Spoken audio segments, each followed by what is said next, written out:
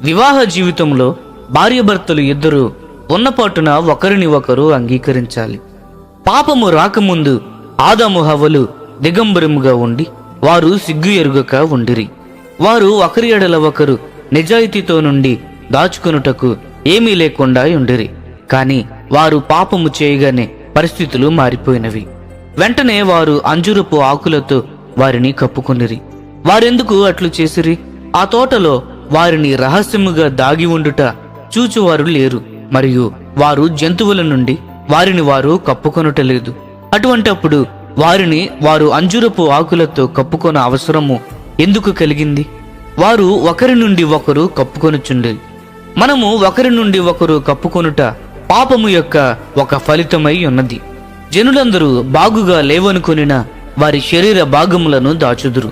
వాటి యొక్క వివరములు ఇతరులకు తెలిసినట్లయితే వారు సిగ్గుపడుదురు.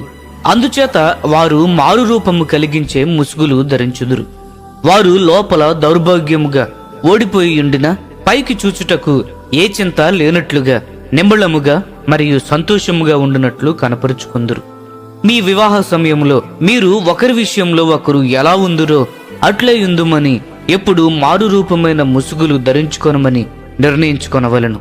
లేని దానిని ఉన్నట్లుగా చూపకూడదు, మరియు అంజురపు ఆకులు ఉండకూడదు. తనను గురించి లేక తన బలహీనతల గురించి పూర్తిగా ఇతరులకు తెలిసినా కూడా తనను ప్రేమించే వ్యక్తిని కనుగొనుట గురించిన ఆశ ప్రతి ఒక్కరి హృదయంలో ఉండును. మనకు ఇతరులతో ఉండిన చేదు అనుభవాలను బట్టి మనము ముసుగులు ధరించుదుము. మన గురించి ప్రతి విషయము తెలిసినట్లయితే జనులు మనలను అంగీకరించరని మనకు తెలియను. కనుక వారు మనలను అంగీకరించినట్లు మనము వారి ఎదుట వారికిష్టమైన విధముగా ఉందము. ఇది క్రైస్తవుల విషయంలో కూడా నిజమై ఉన్నది. యేసు ప్రభువు ఈ భూమిపై ఉండినప్పుడు అనేక మంది మతాసక్తి కలిగిన వారు ముసుగులు వేసుకొనుట గమనించారు. అందువలననే ఆయన వారికి సహాయము చేయలేకపోయాను. ఈ రోజున మీరిరువురు ఒక నిర్ణయము చేసుకొనవలనని నేను కోరుకొనుచున్నాను. అది ఎప్పుడును ముసుగు ధరించకుండా ఉండి ఎల్లప్పుడూ ఒకరినొకరు ఎలా ఉంటే అట్లు అంగీకరించువారుగా ఉండవలను. సంతోష్, నీవు మేఘనలో తప్పులు చూసినప్పుడు ఆమెను అంగీకరించగలవా? మేఘన, నీవు సంతోష్లో తప్పులు చూచినప్పుడు అతడిని అంగీకరించగలవా?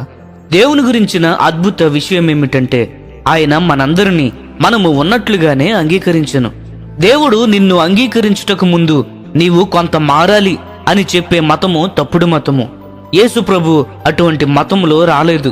మనము ఎలా ఉంటే అలాగే మనలను దేవుడు ప్రేమించును అనే సందేశంతో ఆయన వచ్చెను. మనకు మనముగా మారలేమని దేవునికి తెలియను. అందువలన ఆయన మనలను మనము ఉండిన స్థితిలోనే స్వీకరించును, మరియు ఆయన మనలను మార్చుకొనును. సంతోష్, మేఘన, క్రీస్తు మిమ్ములను స్వీకరించినట్లు మీరును ఒకరినొకరు స్వీకరించుకొనవలను అని బైబిలు మిమ్ములను కరాఖండిగా అడుగుచున్నది. ఇక్కడ ఉదాహరణకు సంతోష్, మేఘన పేర్లు వాడడం జరిగినది. వారి పేర్లకు బదులుగా మీ పేర్లు అక్కడ పెట్టుకొని వినండి. కొంతకాలం క్రితము ఈ విషయమునకు సంబంధించిన ఒక వ్యాసమును నేను చదివాను. అది వ్రాసిన వాని పేరు నాకు గుర్తులేదు. అందులో ఇలా ఉన్నది: జీవితము గుండా వెళ్ళుచున్న మనమందరము దాగుడు మూతలు ఆట ఆడుచున్నాము. మన గురించి మనము సిగ్గుపడుట చేత మనము ఒకరి నుండి ఒకరు దాగుకొనుచున్నాము. మనలో నివసించుచుండిన నిజమైన వ్యక్తిని ఇతరులు చూడకుండానట్లు మనము ముసుగులు ధరించుకుందాము. మనము ఒకరినొకరు మన యొక్క ముసుగుల ద్వారా చూచెదము. దానిని సహవాసము అను పేరుతో పిలిచెదము. జనులకు మనము స్థిరముగా మరియు కలవరము లేకుండా ఉన్నామను అభిప్రాయమును కలుగజేయదము. కానీ అది ఒక ముసుగు మాత్రమే. ఆ ముసుగు క్రింద గలిబిలి, భయము కలిగి ఉండి ఒంటరి వారుగా ఉందుము. ఇతరులు మన గురించి తెలుసుకుందురని మనము భయపడుదుము. ఇతరులు మనలో ఉండిన నిజమైన వ్యక్తిని చూచినట్లయితే వారు మనలను తిరస్కరించుదురని, బహుశా మన గురించి నవ్వుదురని, మరియు వారి నవ్వులు మనలను చంపునని భయపడుదుము. కనుక మనము లేనిది ఉన్నట్లుగా చూపించే ఆట ఆడుదుము, అనగా ధైర్యముగా మరియు నమ్మకముతో ఉండినట్లు కనబడుదుము. కానీ లోపల చిన్నపిల్లల వలె వణుకుతూ ఉందుము. మనము ఇతరులతో మాట్లాడుతూ మరియు వారికి మన గురించిన ప్రాముఖ్యత లేని విషయములను చెప్పుచు మన లోపల నిజముగా దుఃఖపడుచున్న దాని గురించి ఏమీ చెప్పము.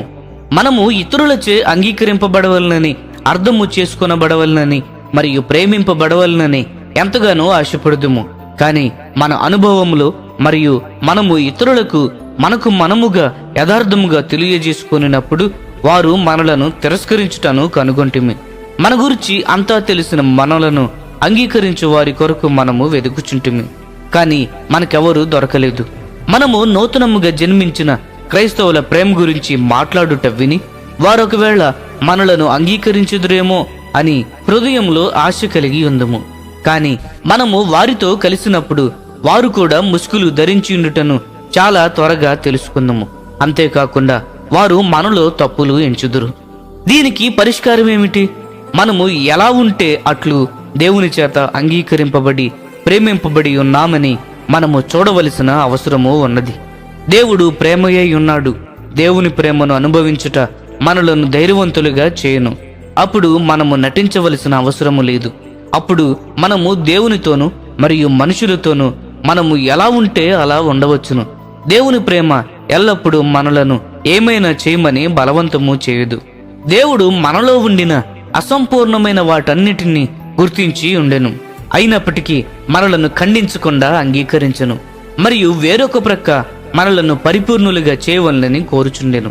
అయినను మనలో ఉన్న వాటన్నిటినీ చూచి మరియు తెలుసుకుని ఉండి కూడా మనము దేవుని చేత అంగీకరింపబడుచున్నామని తెలియుట క్రైస్తవ జీవితమునకు మూలమై ఉన్నది.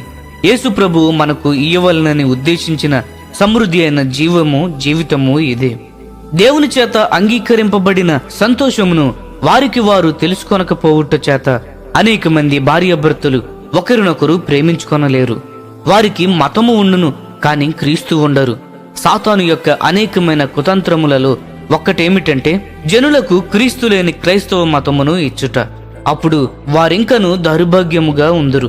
అనేకులు అటువంటి మతము నుండి తొలగిపోవుదురు. ఎందుకనగా అది నిజమైన క్రైస్తవ్యము కాదు. క్రీస్తే నిజమైన క్రైస్తవ్యము. యేసుక్రీస్తు కేంద్రముగా ఉండిన ప్రతి గృహము సమాధానకరమైన గృహముగా ఉండును. ఆ గృహములో భార్య భర్త ఒకరినొకరు అర్థము చేసుకుని వారుగా ఉందురు. వారిరువురిని దేవుడు అంగీకరించిన వాస్తవమును నమ్ముట చేత మరియు ఆ విషయంలో స్థిరముగా ఉండుట చేత వారు ఒకరినొకరు అంగీకరించుకొనెదరు. ప్రియమైన స్నేహితులారా, అటువంటి ఇంటిని మీరు కట్టవలెను. ఈ సందేశములు మీకు ఆశీర్వాదకరముగా ఉన్నట్లయితే లైక్ చేయండి, సబ్స్క్రైబ్ చేయండి, అనేకులకు షేర్ చేయండి. మీ విలువైన అభిప్రాయములను కామెంట్ రూపంలో మాతో పంచుకొనండి.